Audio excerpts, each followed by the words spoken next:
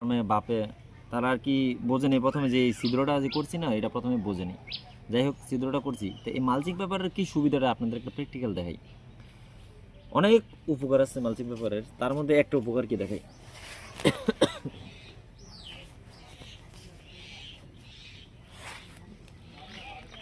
এই যে গাছগুলো দেখছেন, আপনারা দেখেন এরকম হাজার হাজার গাছ এই মালচিং পেপারের নিচে জমা হয়ে আছে। এই যে আরেকটা দেখেন জমা হয়ে গেছে, এই দেখেন, কিন্তু ওঠার উঠতে পারতেছে না উপরে। এই দেখেন পাতাটা হলুদ হয়ে গেছে, সূর্যের আলো পায় না, কারণ এই মালচিং পেপারটার নিচে কালো, উপরে সিলভার কালার।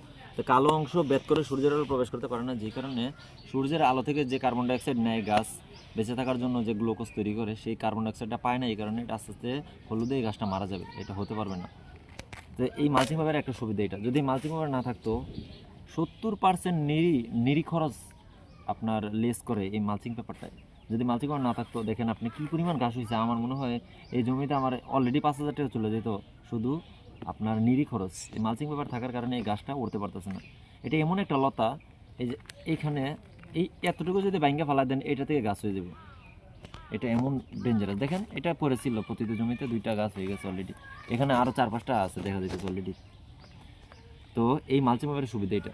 আরেকটা সুবিধা হচ্ছে এই মালচিং পেপারটা যেহেতু সূর্যের আলো প্রবেশ করতে পারে না, কিন্তু গরমে ঘামায় যে পানিটা ভিতরে পানি সৃষ্টি হয়, এটা অটোমেটিক একটা সেচের কাজ করে এই মালচিং পেপার ভিতরে।